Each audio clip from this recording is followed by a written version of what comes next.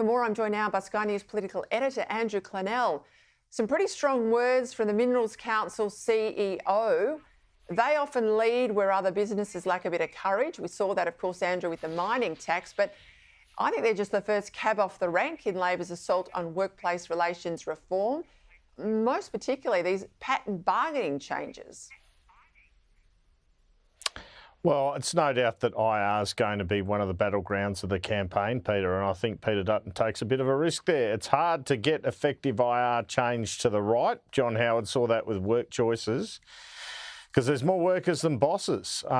Business, the natural enemy of Labor, I guess, but mining's interesting because, as we know, WA is very important now for the Labor Party. So if they were to launch an advertising campaign, it could be very costly indeed. For Anthony Albanese. I think Jim Chalmers would be worried about it too, because, I mean, if we get a fall-off in our mining revenues, he gets even bigger holes in his budget. And that's a challenge for him because he has relied upon that to deliver those skinny surpluses. Well, you see where China's going too. It's going bad, which means our budget's going to go bad. Growth is coming right off. So they're planning a budget before the election. They're going to have to be some pretty conservative assumptions in there. And one of the dangers with doing that is, it can ruin your set of numbers for sure. Because we know, Peter, from long experience, that Treasury's conservative anyway, apart from that Wayne Swan era. Wonder if he'll do a Swan here, because they'll have to be more conservative than they traditionally are with those numbers, the way things are going around iron ore and coal price I'm talking. Let's go to that announcement by the PM today to bring in national age restrictions for social media use. He announced a trial back in May, but he's been caught out today because he hasn't even put the tender out for that trial. That was only done this morning via AusTender. It won't actually close until the 7th of October. I know there's a question mark about what age limit this should be set at. But he could pass the legislation tomorrow. There's broad bipartisan or even crossbench support for this.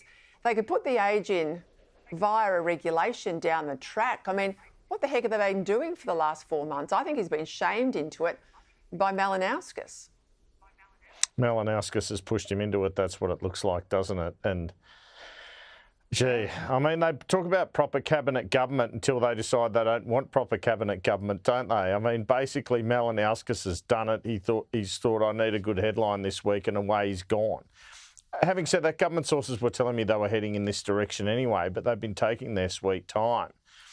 And it's the same minister taking a bit of time with the gambling advertising reforms too. So that's it's starting to become a bit of an issue. She likes to consult Michelle Rowland, but gee whiz, you need some decisions in this space. On the age, very interesting. I just don't think 16 works. I know News Corp has campaigned for that. I know Peter Dutton has said a few months ago he wants that. I think it's too old. I think 14's more realistic. And even then, I think it's really hard to enforce. And there are difficulties with using that biometric technology in terms of privacy concerns. That's a bit of a minefield. So this is one of the problems with coming out, by the way, and just saying, we're going to do this before a trial. Perhaps they should have got onto the trial earlier. And, like you say, he's been shamed into it, but can he deliver it? It looks hard to deliver. So I think we're going to have an interesting few months on this issue, and it is going to be an issue because it affects so many Australians. I used to be the Chief of Staff to the Communications Minister. I used to be Chief of Staff to the Communications Minister. You can put in framework legislation, you can fill it out, and you'll have to fill it out with regulation. I'll tell you why I would not put the specifics in the legislation, because this area is so fast moving. You need it to be flexible going into the future. So you'd want what I would regard as sort of framework bills through the parliament, and you'd want it regulation so it could be updated and stay contemporary all the way through. I really think there's a problem in the Prime Minister's office here, Andrew, if I could be frank, listening to these constant litany of problems. No one is looking forward to the campaign and saying, OK, we've been here a term when we go to the polls. We have to run on a record. It's a bit like what's happening with Kamala Harris. They don't have a record to run on. All they've got is, a poor economic outcome, broken promises, a failed attempt at the voice. These, to me, are low-hanging fruit wins that they have got to get under their belt so that they could go to the people come May or March or whenever it is and say, OK, we've delivered on X, Y and Z. Right now, they've got a very, very skinny list to show Australians that they've done something in office. All right. Well, I'll tell you what they will say. They'll say we've made childcare cheaper. They'll say we've rejigged the tax cuts. They'll say we've lifted wages. That's just spending and more. done Anyone workplace can spend reform. more. That's just spending more. I understand, Peter, but you're saying they've got nothing to say. They do actually have something to say, although everything else you pointed out is absolutely right. I'll give him on Peter IR Dutton can because say, well, have a look at this. That's actually a hard call. A hard call. Anyway, Pretty bloody easy to sit there and sign a cheque and spend someone else's money. That's not hard.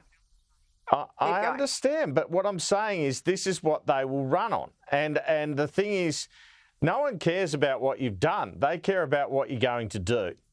And having worked for Abbott, you know that very well. And so essentially, that's the main problem because right now we're only 9 months out. I can't really see what they're going to do. I know they're going to do a bit more of a childcare subsidy. That's all I know. Peter Dutton, I know he's at least having a crack at nuclear. I know he's going to deliver more in terms of tax cuts. I know he's going to unwind IR. Right? So at least I have some idea of what he's going to do. I might not have all the detail. I honestly don't know what the government is looking to do. And look, you could argue, well, we're in government, we're still doing things up until the campaign, then we'll tell you. But I'm starting to wonder if they have a plan. Because, or a decent enough plan, because, Albanese told caucus we're looking to craft a, offer to the Australian people. Well, that doesn't fill you with encouragement. I think they're working things up, but there's no spellbinding narrative for the government here.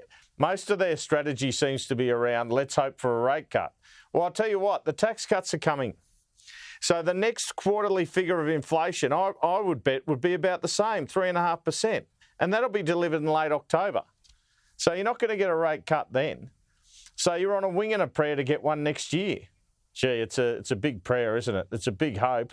They might get lucky. Jim Chalmers has got lucky with the last GDP figures, and government spending's obviously helped him on that, but they are looking for luck. And I'll tell you what, when you're looking for luck, you're in a bit of strife. The point about the RBA, we saw that in polling yesterday, that the voters just don't buy the blame game that Chalmers is trying to heap on the governor. They're absolutely in the governor's corner in terms of who's responsible for inflation. But the coalition coming out today saying they're going to oppose this reform legislation. How do you think that's going to play out? Well, I don't think the average punter cares about that legislation, so I don't think it matters. And I think, to be honest, Peter Dutton, which is understandable for an opposition leader, and we saw it with that story I revealed on aged care again today, he doesn't want to give the government any wins. And they might have legitimate fears about Labor stacking the bank. So I can see where they're coming from. The RBA issue as a whole, I think it's a bit misleading for Jim Chalmers to come out and say, interest rates are smashing the economy, when I know full well the government, in terms of the rate setting, believes the RBA has it right. They believe that rates right now are exactly where they should be. The only thing they're upset about is Michelle Bullock saying we might hike them. And the Sarah Hunter, this RBA official who spoke at a parliamentary committee, saying the economy's too hot, when obviously she meant inflation's too hot. That's their disagreement with the Reserve Bank. But the substantive stuff that matters is where the rate is. And right now, they're in furious agreement. So for him to come out with this interest rates have smashed the economy is about duck shoving. Because ultimately, as far as he's concerned, the Treasurer, the rates are set at the right rate. So how can he criticise them for leaving it at that rate? Just quickly, aged care. The coalition look like they're getting a bit of cold feet about this move by the government to change how it's funded, in particular to hit self-funded retirees harder, changing the thresholds there. Of course, the concern is that even those on a part pension, so part self-funded, part pension, might be hit. And that's potentially, I think you had the drum on this earlier today, Andrew, that's potentially where the coalition's grievance is. Well, it's their people, right? I mean, I've always been a bit puzzled by this. I get the argument that down the track, it will help the budget for a future coalition government and that something has to be done. But the way it seems to be shaped to me, and we don't have the full detail, is basically people who are very loyal Liberal supporters will be hit with this, and the Liberal Party will have allowed it to happen. So I'll tell you what, if you are going to let this through, you, if you're Peter Dutton, have to show you've got a couple of concessions on it. And the weird thing about this proposal at the moment is neither side will tell us what's in it. Well, to show you got a concession, someone needs to come out and say, this is what they're proposing. But they have this agreement. They're in lockstep that they won't do that. Because if Dutton could say, this is what they're proposing and I've got an agreement with them to change it to this, then I suspect everyone's happy. The government's got its budget win and Dutton's got a win for self-funded retirees. But I was always puzzled that they'd come to this so-called in-principle deal, and I suspect the shadow cabinet last night had a lot more to say about that, and that's why the brakes have been slammed on. All right, we'll watch for that. Andrew, thank you as always.